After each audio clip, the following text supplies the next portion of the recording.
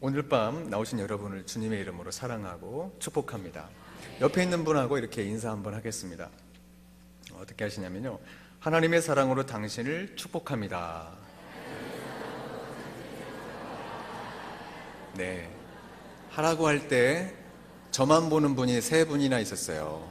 제가 그렇게 좋습니까? 옆에 있는 분에게 다시 한번 합니다. 이렇게 하시는데, 다시 한번 옆에 있는 분 얼굴을 보세요. 이제 옆에 없으면 뒤에라도 보세요. 얼굴 보세요. 어때요? 참 신기하게 생겼죠? 이렇게 신기하게 생겨도 교회 나옵니다. 네? 이렇게 하는데, 이렇게 인사합니다. 당신의 외모와 상관없이 당신을 사랑합니다.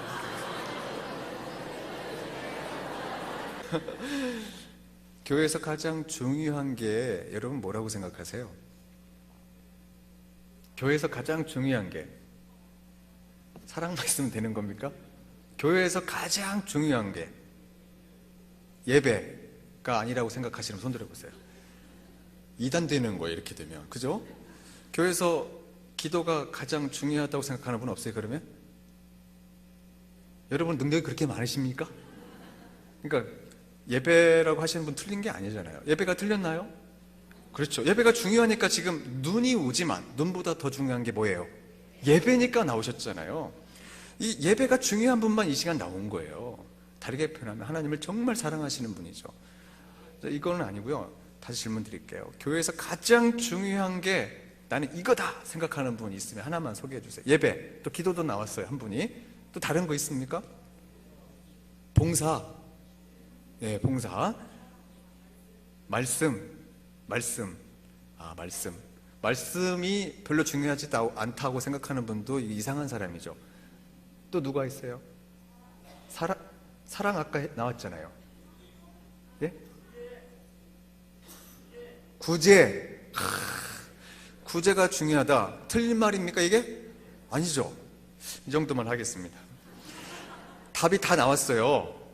근데 가장 중요한 거는 사람을 기준으로 하면 돼요? 하나님을 기준으로 해야 돼요? 그러면 이 중에서 답이 나온 게 있습니까? 여러분이 생각하실 때 잘 들으셔야 됩니다. 가장 중요하고 가장 으뜸되는 게 성경에 나와 있어요. 아실 거예요. 아까 말씀하신 분이 계십니다. 가장 중요한 게 뭔지 아세요? 사랑이죠. 예수님도 가장 중요한 게 뭐냐고 물어보았을 때 예수님이 그 율법사에게, 서기관에게 말했죠.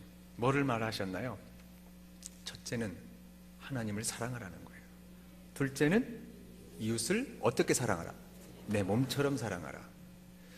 예수님이 가장 중요하게 여기다고 그랬는데 딱 나타나가지고 전도가 중요하다니까, 기도가 중요해, 새벽 기도도 안 나오는 주제 막 이래버리면 이게 안 되는 겁니다. 이게 가장 우리 교회가, 성안교회가 유대교입니까? 예수교입니까? 예수교 맞죠? 예수교는 누구를 따르는 게 예수교죠? 예수님을 따르는 거죠. 예수님을 따른다는 것은 예수님이 가장 중요하게 여기는 것을 따르는 거죠. 예수님이 가장 중요한 게 뭐라고 그랬어요? 2가지. 하나님 사랑과 이웃 사랑이라고 그랬어요. 그러면 사도 바울도 중요한 한 가지를 말했는데 가장 으뜸되는 거, 가장 중요한 거 한 가지를 말했어요. 그게 뭔지 아세요? 사자로 시작한다니까요. 사랑이에요. 믿음, 소망, 사랑, 그 중에 제일은 사랑이라는 거죠. 그러니까 자 보세요. 교회에서 가장 중요한 게 무엇입니까? 다시 한번 물어보겠습니다. 교회에서 가장 중요한 게 무엇입니까? 정말 훌륭하십니다. 박수 한번 쳐주십니다. 그런데 이제부터 제가 제 삶에, 제 목회를 고백하고 싶어요. 저는 교회에서 가장 중요한 게 사랑이라고 생각해 본 적이 없어요. 제가 30대가 넘어가면서 알게 됐어요. 저는 교회에서 가장 중요한 게 뭐냐? 믿음이라고 생각했어요. 자, 교회에서 믿음이 얼마나 중요합니까? 여러분, 사실은 정답을 말씀을 드리기 전에 믿음보다 더 중요한 거 있다고 말할 수 있는, 자신 있게 주장할 수 있는 논리적인 근거가 있나요? 믿음보다 더 중요한 게 있다고, 사랑 빼고. 쉽지가 않습니다. 왜냐하면 보세요. 믿음이 있어야 천국에 갑니까 안 갑니까? 믿음이 있어야 천국 가는, 믿음이 있어야 직분도 받죠. 믿음이 있어야 예배도 나오는 거죠. 믿음이 있어야 자녀들도 신앙으로 잘 양육하는 거죠. 믿음이 있어야 목사도 되는 거고 구역장도 되는 거예요. 믿습니까? 그런데 이 믿음을 중요하게 여겼던 제가 삶에서나 목회에서 많은 문제가 있더라는 거예요. 아니, 믿음이 그렇게 중요하다고 생각하면 왜 문제가 있나? 이런 문제가 일어났어요. 제가 믿음이 중요하다고 여겼더니 어떤 분이 예배가 더 중요하다는 거예요.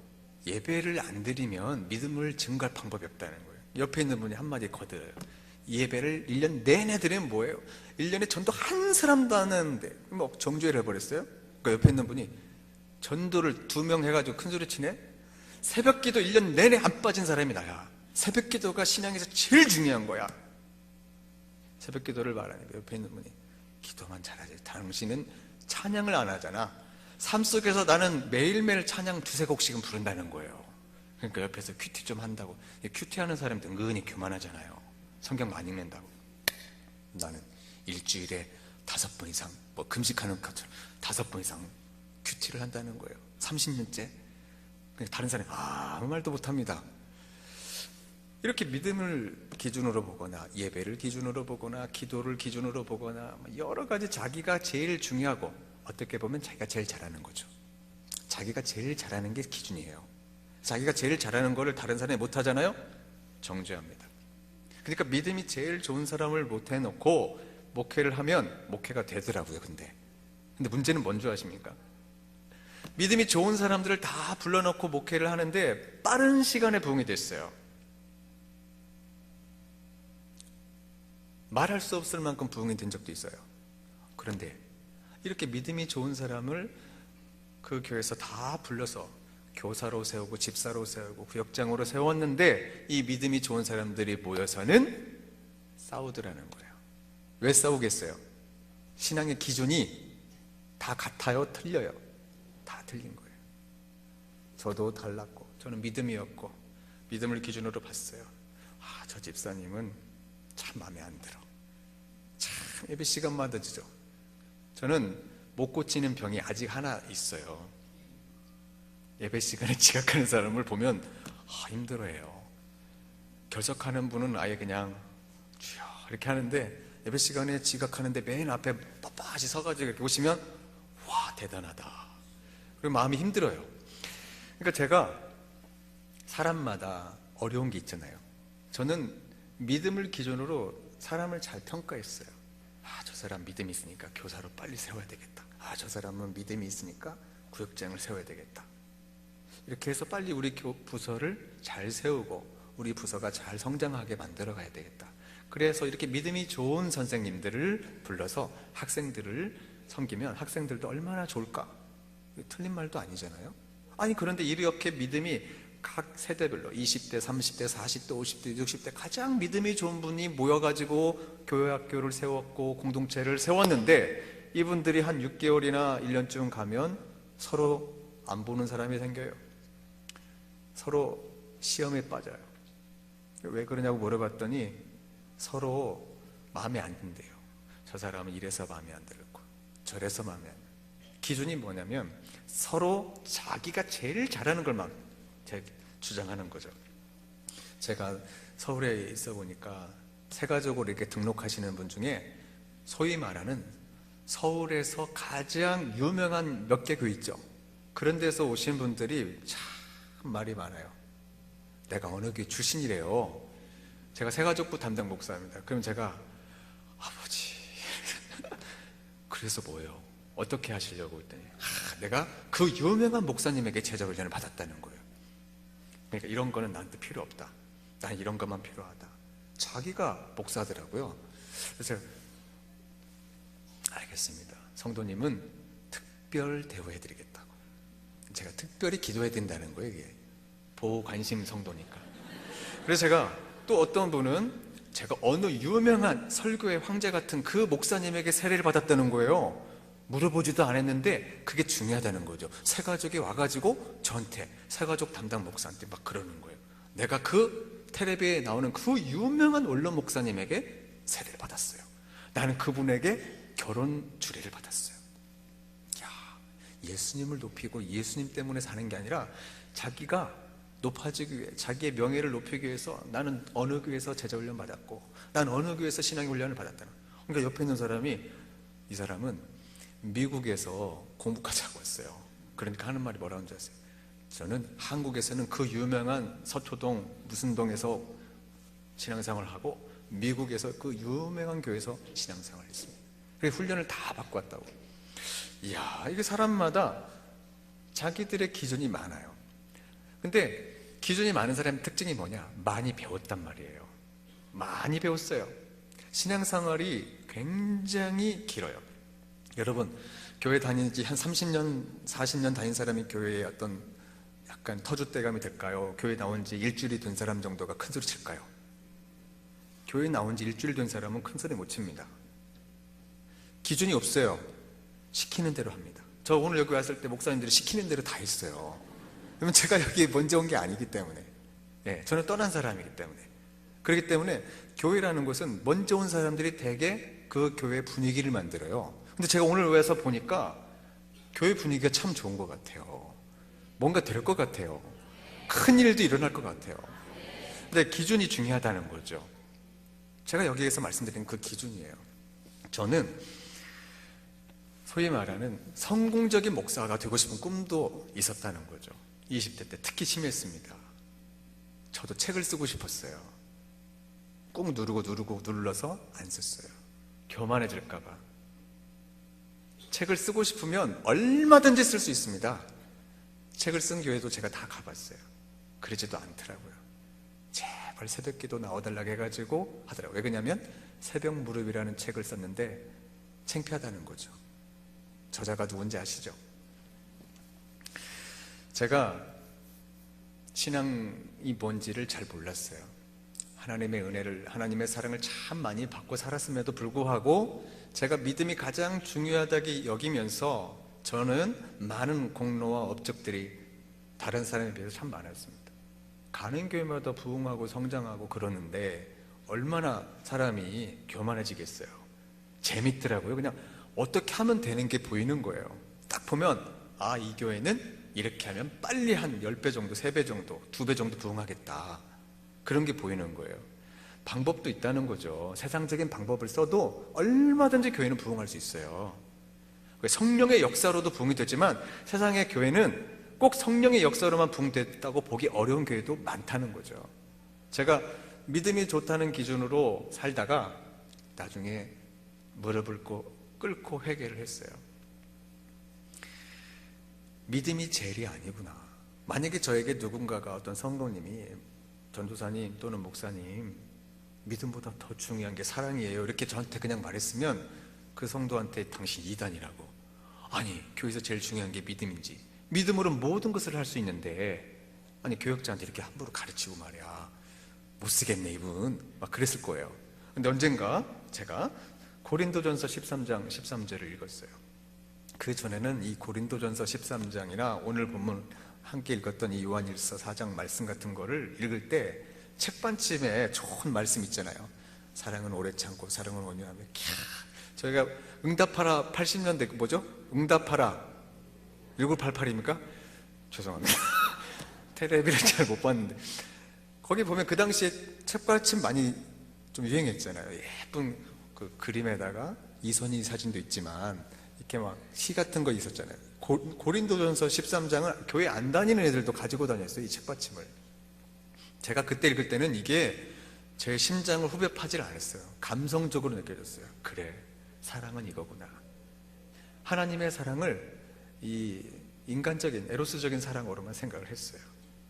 그러다가 30대 중반이 가면서 제가 꼬꾸라졌습니다. 회개를 했어요. 믿음, 소망, 사랑, 그 중에 제일은 사랑이라고 이 말씀을 읽는 순간 제 모든 것이 무너졌습니다.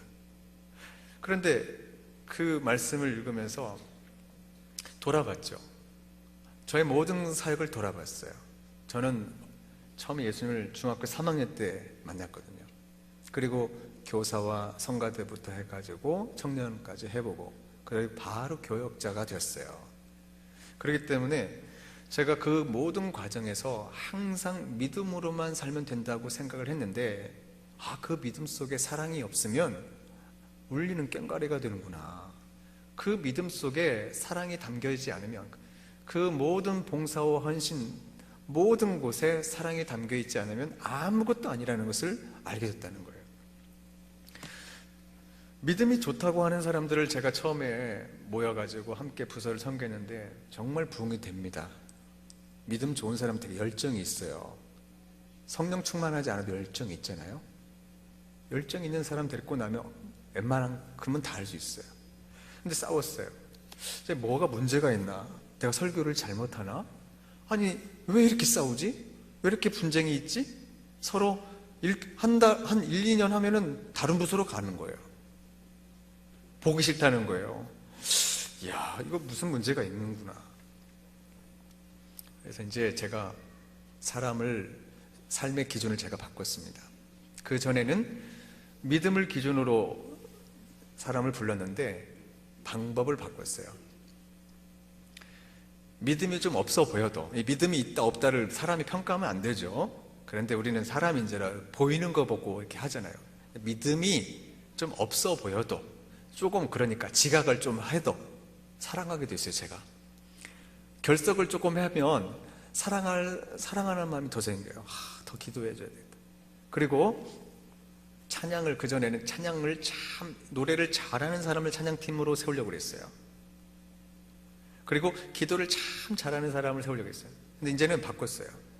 그런 것을 중심으로 사람을 찾는 게 아니라 여러 가지 면에서 사람들에게 관심도 없고 또 능력도 없어 보이고 은사도 없어 보이지만 그 사람에게 있어서 하나님을 사랑하는 마음, 또는 부족하지만 다른 사람을 더 많이 사랑하려고 애를 쓰는 사람들을 불렀어요. 딱 보니까 답답했죠. 뭔가 안 될 것 같아요. 이런 사람 데리고 하면. 그래도 열정이 있고 능력이 좀 있고 막 노래도 은사가 있어요. 찬양 잘 부르잖아요. 근데 안 될 것 같이 보여요. 그런데 이 사람들하고 3주 같이 일을 했어요. 3주. 잘 들으세요. 3주를 같이 했는데 2명에 있던 청년부가 48명인가 됐어요. 3주 만에. 별로 안 놀라시는데요. 우리 성안교회는 웬만해서는 안 놀리는 것 같아요. 2명 있는 사람이 3주 만에 48명, 50명 되면 이거는 놀라운 거 아니에요? 감사합니다. 감사합니다. 이게 왜 됐느냐? 목사가 열심히 뭔가 잘해서 됐습니까? 설교가 탁월해서? 설교를 못한 건 아닌 것 같아요. 기도 중요합니다. 그런데 기다려줬어요. 사랑했어요. 청년들이 그 사랑 때문에 몰려왔어요. 그 사랑 때문에 몰려왔어요. 그 전에는 무슨 사랑만 있었냐? 하나님 사랑만 있었어요. 하나님 당신을 사랑합니다. 하나님의 사랑 받았으니, 복을 받았으니 가서 이렇게 살아라 저렇게 살아라. 근데 방법을 바꿨어요. 이웃사랑을 말했어요. 옆에 있는 형제를 사랑하지 않는데 어떻게 하나님을 사랑한다고 말할 수 있느냐? 여러분, 사랑합시다. 하나님 앞에 나아갈 때, 우리가 직장에서도 일을 잘 되면 만약에 이번에 매출이 10배씩 올랐어요. 그럼 감사한금 하잖아요. 사장님이. 하나님께만 감사하는 사람은 유대교회. 하나님 사랑만. 이웃사랑이 들어가야 예수교라고 했죠. 쉐마는 유대교예요. 예수님은 이 쉐마에 하나를 더 추가했는데 이웃사랑을 추가했어요. 그러니까 예수교는 뭐냐? 이웃을 사랑함으로써 하나님을 사랑하는 거예요. 그러니까 이웃을 사랑하요. 형제를, 나는 하나님을 사랑해요. 내가 11절 얼마나 한 줄 아세요? 감사금도 하고요, 찬양도 하고. 옆에 있는 사람 근데 용서 못하는 사람 몇 명이에요? 많아요. 그러면은 아무것도 아니라는 거죠. 그 청년들과 함께 일을 하는데요, 청년들이 와가지고 고백을 이렇게 합니다. 굉장히 성령의 임재를 경험한다는 거예요. 사랑을 해줬더니. 그리고 또 하나는 이렇게 고백합니다. 우리 청년부가 언제부터 이렇게 영성이 있는 청년부인지 모르겠다는 거예요. 영성 프로그램을 했거나 영성 학교를 한 것도 아닙니다. 예수님이 주신 그 사랑을 주려고 노력을 했을 뿐이에요. 예수님의 사랑을 예수님에게만 한 게 아니라 이웃을 사랑함으로써 하나님을 사랑했어요. 그랬더니 청년들이 돌아왔어요. 여러분, 한국교회가 기도를 얼마나 많이 합니까?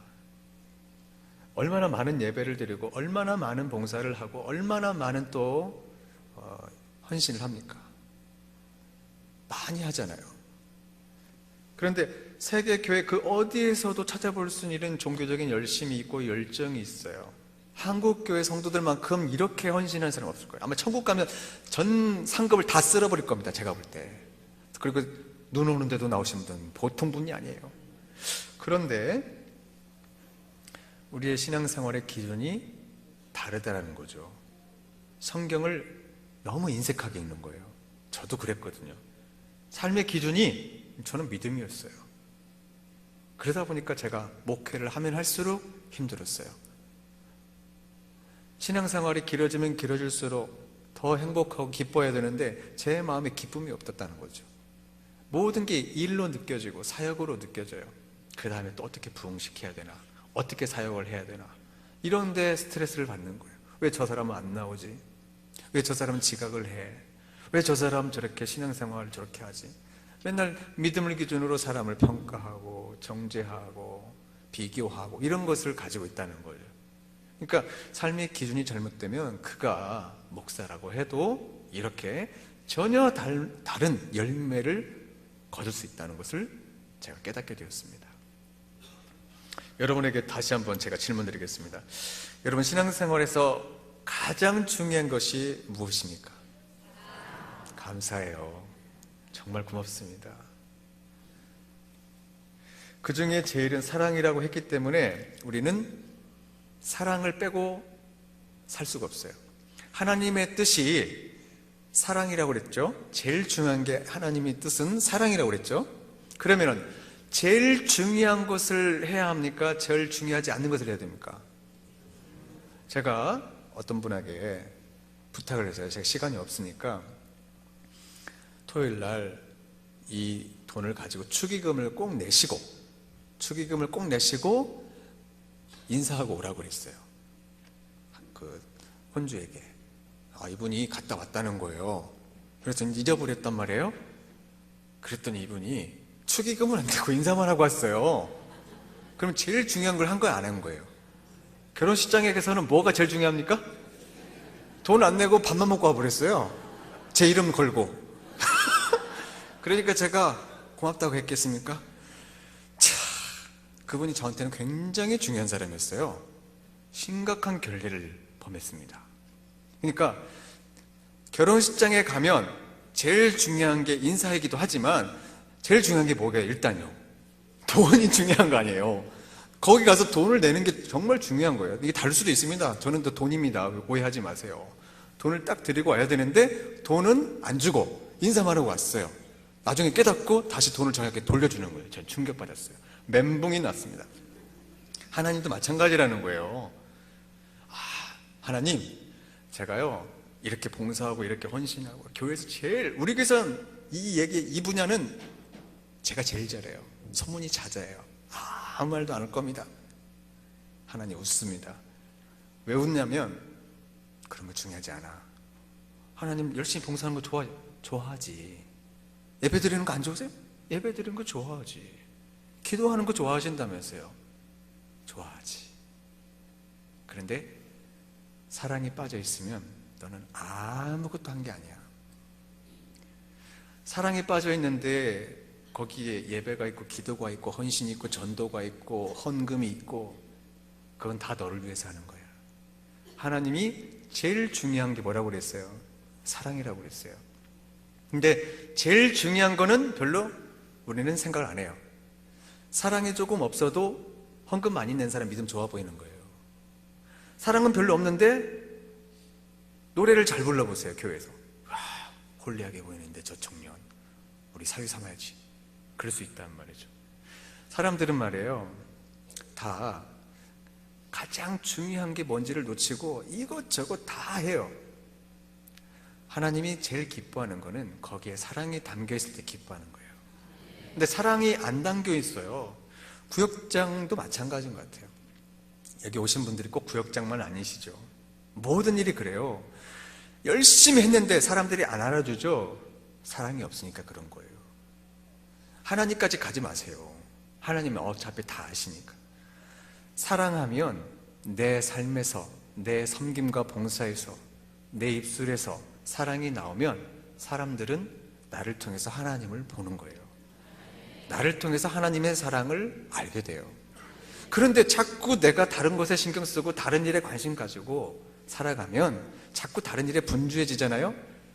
사랑이 없으니까 영적인 침체가 오는 겁니다. 제가 볼 때 한국교회가, 자, 질문 또 드린다면, 여러분 한국교회가 지금 성황교회를 빼고 지금 부흥기에 있는 것 같습니까? 쇠퇴기에 있는 것 같습니까?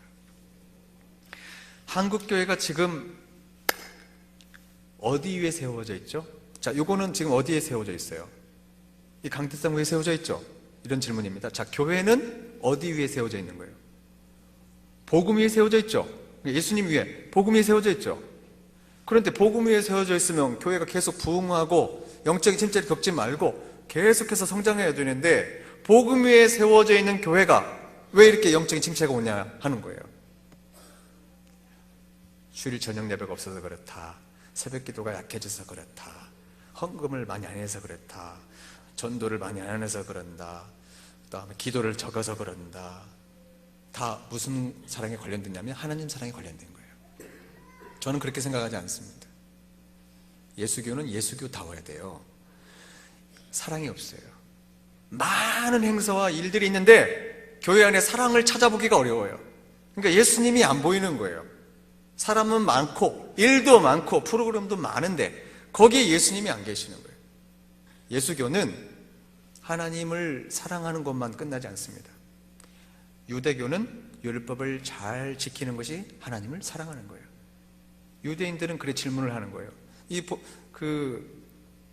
가장 중요한 게 뭐냐고 질문한 것이 뭐냐면 계명이잖아요.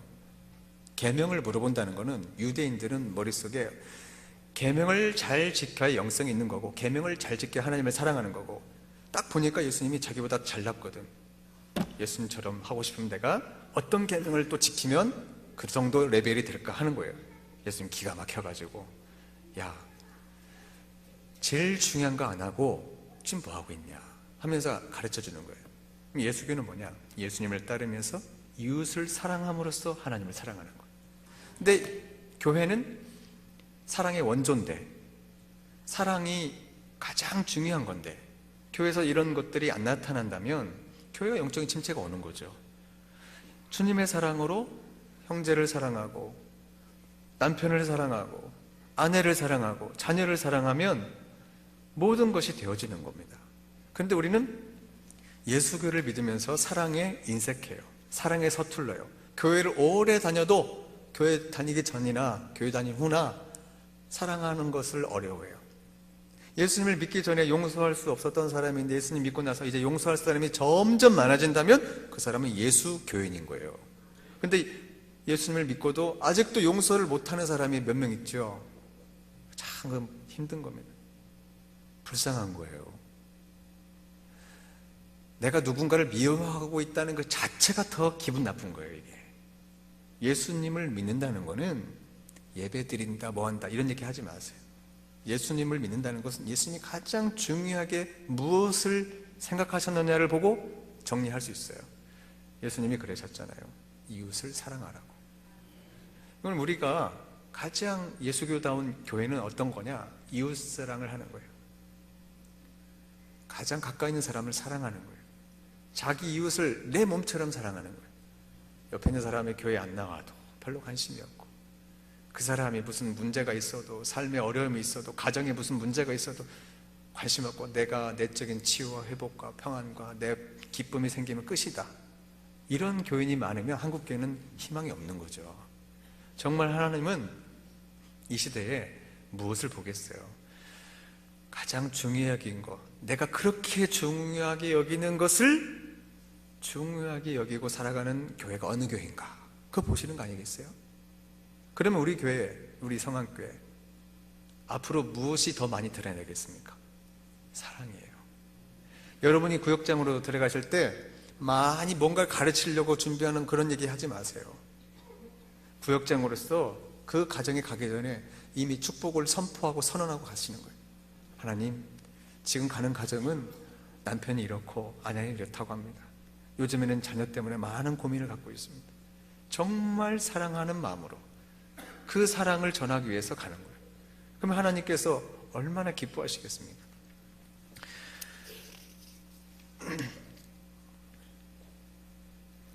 계시록에 보면 에베소 교회가 나와요. 에베소 교회는 정말 대단한 교회입니다. 하나님에게 칭찬받았어요. 여러분, 칭찬받는 거는 보통 좋은 교회가 아닌 거예요. 하나님께 칭찬받았다니까요.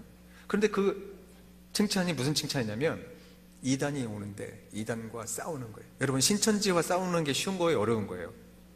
제가 보니까 참 어렵습니다. 서울에 있는 교회들이 서로 이렇게 신천지를 대적하고 싸우려고 하는 교회가 별로 없어요. 왜? 피곤하거든요, 그게. 그리고 어떤 교회나 싸울 수 있는 게 아니에요. 영적인 준비도 제대로 해야 되고 복음을 잘 가르치지 못하면 성도들이 막 빠져나가는 거예요. 그런데 에베소 교회는 이 이단이 왔을 때 잘 무찔렸어요. 그 말은 뭐냐? 진리를 잘 가르친 교회예요. 말씀을 잘 가르치고 성도들이 영적으로 무장이 잘 됐어요. 근데 책망받았습니다. 이단 물리치면 칭찬해야 되는데 너희들이 이단하고 싸우다가 보니까 한 가지 잃어버렸어요. 뭘 잃어버렸냐면 사랑을 잃어버렸어요. 사랑을 잃어버렸지만 하나님 이단을 척결했잖아요. 사랑을 조금 양보하고 지금은 우리 교회를 싸웠다니까요. 우리 교단을 위해서 제가 싸웠어요. 우리 교구 잘 되게 해달라고 싸웠어요. 싸우면 안 되는 게 교회인데 싸워도 된다고 생각하는 사람이 교회에 많으면 그게 이제 다 끝나는 거예요. 교회는 싸우면 게임 오버예요. 싸우면 안 되는 거예요. 아니, 싸워도 돼요. 싸울 건 싸워야죠. 싸우고 사랑이 사라지면 하나님께 책망받는다고요. 촛대를 옮기신다는 거예요. 근데 우리는 그런 거 중요하게 여기잖아요. 사랑은 좀 빼도 다른 거 다 잘하면 돼요. 아닙니다. 사랑이 없으면 우리는 꽹과리라고 할 정도가 아니라 내가 애원한 능력이 있을지라도 사랑이 없으면 아무것도 아니다고 그랬습니다. 아무것도 아니다는 말은 전라도 말로 아무것도 아닌 거예요. 잘해보세요. 당신 대단하다. 하나님이 아무것도 아니다. 너는 아무것도 아니야. 불쌍한 놈아. 그건 중요한 게 아니야. 하나님, 제가 가는 교회마다 이렇게 부흥시켰잖아요. 아무것도 아니야. 제가 하나님 나라를 이렇게 많이 세우고 많은 청년들이 이렇게 부름대처럼 몰려오는데 얼마나 훌륭한 주의 종 아닙니까? 이런 종이 어디 있어요, 요즘에? 아무것도 아니야. 그러니까 우리가 열심히 뭘 했다고 해서 거기에 몰입되면 우리는 가장 중요한 걸 놓칩니다. 제가 그 말씀을 듣고 내가 아무것도 아닌 종이구나. 사랑이 없었어요. 사랑이 없었어요. 그렇다고 해서 정말 사랑이 없는 나쁜 사람이 아니에요. 정이 많다고 소문난 사람 중에 한 사람이에요. 그런데 깨닫고 난 게 주님을 더 깊이 알고 나니까 내가 사랑을 제일로 여기지는 않았다는 거예요. 항상 업적을 생각했어요. 더 많은 일을 해서 훌륭한 목사가 되고 싶은 욕심이 더 많았어요. 여러분들도 훌륭한 성도 되고자 하는 욕심 가지면 안 되는 거예요. 사랑이 제일 중요하다는 것을 알고 있어야 돼요. 어떤 분은 교회에서 참 멋진 분이에요. 그런데 집에 가면 문제가 있어요.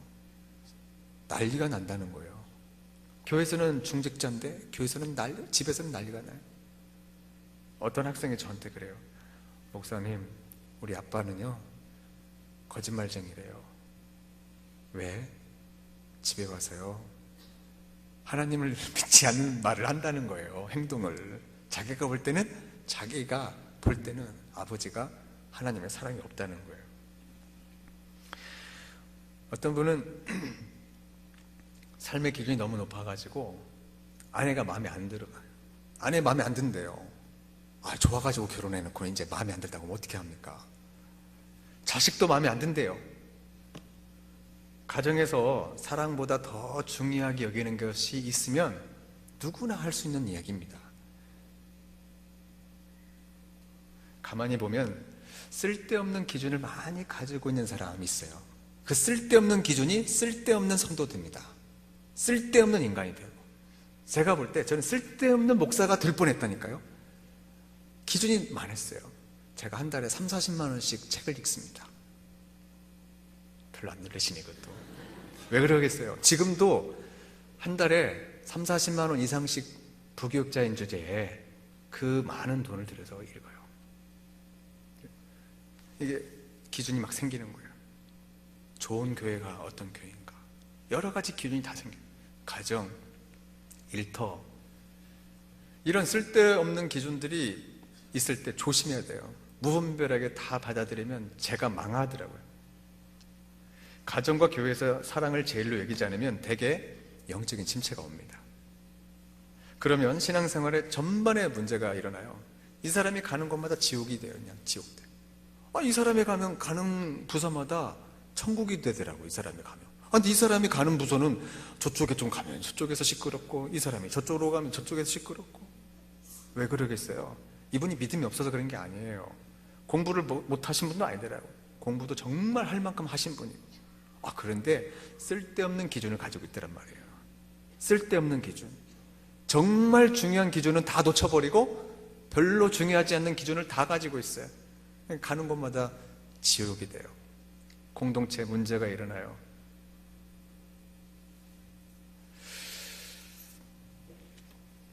여러분, 사명감과 사랑 중에 어떤 게 더 크고 강한지 아세요? 사명감이 있고 사랑이 있어요. 사명감을 가지고 선교사로 가시는 분이 있습니다. 사랑을 가지고 선교사로 가시는 분이 있어요. 이분들이 나중에 열매가 어떻게 되는지 아세요? 자, 사명감으로 가시는 분과 사랑으로 가시는 분, 여러분이 생각하실 때 또 답이 다 나온 것처럼 말씀하시면 재미가 없는데, 사랑이 많은 교회학교 선생님이 있어요. 사랑이 많은 목사님, 사랑이 많은 그 집사님, 구역장이 있어요. 근데 사랑은 별로 못 느끼겠는데, 사명감으로 불탄 목사님, 사명감으로 불탄 선교사님, 사명감으로 불탄 장로님, 부장님, 구역장님 있어요. 여러분 볼 때 다 비슷하게 잘할 것 같지 않아요? 근데 제가 놀라운 걸 깨달았어요. 선교사님으로 똑같이 출발할 때 제가 사명감에 불타고 열정이 가득한 저 선교사님에게 한 표를 던졌어요. 이야, 5년 뒤에, 3년 뒤에 엄청난 열매를 거두고 오실 것 같다 생각을 했어요. 근데 2년 만에 사명감에 불탄 이 선교사님 돌아왔어요. 밥을 사달래 저보고. 왜 밥 사냐 그랬더니 포기하고 왔다는 거예요. 사명감에 불탄 선교사님이. 그러니까 그분 한 분만이 아니었어요. 왜 그랬냐고 그랬더니, 갔더니 말라리아가 있어가지고 첫 해 엄청나게 고생했다요. 몸이 막 죽을 뻔했다는 거예요. 그리고 막 밤에 총을 막 쏘고 막 그래가지고 죽을 뻔했다는 거예요. 그런데 이제 병까지 얻어가지고 이제 도저히 못해서 2년 정도 지나서 왔다는 거예요. 그러니까 그 정도 하면 올만하지 않겠어요? 근데 제가 미워할 수가 없는 거예요. 그럴 수도 있겠다. 제가 가도 그럴 수 있겠어요. 살고 싶어서. 근데 사랑밖에 없어요. 별로 능력도 없어 보이고 아무 힘도 없어 보이는 그 선교사님은 안 돌아오는 거예요. 같은 동네 갔는데. 물어봤죠. 왜 당신 안 오냐? 지금 전쟁이 일어났다고 하던데 거기. 저는 여기에서 뼈를 묻을 겁니다. 돌아오세요. 잠시 돌아왔다가 전쟁 끝나면 가시면 되지 않나요? 저는 이 나라 사람들을 사랑해요. 이 사람들을 사랑하기 때문에 여기서 병이 걸리고, 여기서 제가 무슨 일이 있다 할지라도 여기서 하나님을 사랑하고 이 민족을 사랑하고 내 사명 다할 때까지 여기에서 지내려고 합니다. 제가 눈물이 났습니다. 저는 사명감밖에 없던 목사였거든요. 사명감으로 다 되는 줄 알았어요. 믿음으로 되는 줄 알았어요. 소명이면 다 되는 줄 알았어요. 근데 소명을 많이 받은 한국교 아닙니까? 안 되잖아요. 근데 안 되는 이유는 소명밖에, 사명감만 생각하는 거예요. 사랑이 없는. 그 선교사님은 안 돌아와요. 지금도 그 힘든 선교지에서 마지막까지 주님의 일을 감당하시더라는 거예요. 사명감보다 사랑이 더 중요한 겁니다. 사명감 때문에 사람 죽여버리는 거예요. 나 올해부터 구역장이야. 나 구역장이다니까? 이렇게 되면 안 되는 거잖아요. 섬기기 위해서, 사랑하기 위해서 내가 구역장이 됐구나. 내가 올해 몇 명을 더 사랑하고 섬길까? 이거를 한번 기대해 보세요. 제가 이 말씀 드리고 마치겠습니다. 4년 전에 개척을 하겠다고 하는 목사님이 계셨어요. 저는 개척을 안 했는데 이걸 깨닫고 제가 말을 했죠. 목사님, 주제 넘는 소리인데 부목사가 개척한 담임 목사님한테 이렇게 말씀드리면 안 되는데, 저보다 나이는 몇 살 어리니까 제가 이제 사랑하는 마음으로 말씀드렸어요. 용서해달라고. 목사님, 개척하시는 이유가 뭡니까? 사명감이 있다는 거예요. 한국교회를 세우고 싶대요. 좋은 말씀이에요. 그러나 그거보다 더 중요한 게 있어요. 목사님이 계시는 그 마을, 그 동네 사람을 사랑하기 때문에 개척하셨다면 목사님은 큰일을 하시지만 사명감만 있으면 오래 못합니다. 거기 있는 분들 다 사랑합니까? 사랑할 마음 안 들어요? 전도하고만 싶고 내 교회를 키우고만 싶습니까? 안 된다니까요. 거기를 사랑하세요. 저는 이제 상처받을 줄 알았어요. 이분이 울어요. 그리고 또 만나고 싶다고요. 다음 주에 약속이 됐어요. 인천에서 서울까지 멀거든요. 1시간 반이 넘는데 밥을 사겠다고 또 오는 거예요. 자기 인생에, 자기 목회에 새로운 터닝 포인트가 됐다는 거예요. 여러분, 저는 성안교회를 정말 지금까지 정말 잊어본 적이 없습니다. 여러분, 정말 위대한 교회가 되는 길은 가장 중요한 게 뭔지 아는 거예요. 하나님의 뜻이 무엇인지 아는 교회입니다. 하나님이 가장 중요한 것이 사랑이라고 하셨으니 여러분들 마음에 미움과 분노와 증오가 있다면 내가 지금 예수교가 아니구나. 기도를 많이 했어도 내 마음에 미움이 많고 사랑이 없다면 그건 기도가 아닌 거죠. 설교자도 마찬가지고 찬양 인도자도 마찬가지고 구역의 지도자도 마찬가지라고 생각합니다. 여러분, 삶의 기준이 바뀌는 올 한 해가 되시길 바랍니다. 삶의 기준이 바뀌는 가정 되시길 바랍니다. 삶의 기준이 사랑이 되기를 주님의 이름으로 축원합니다.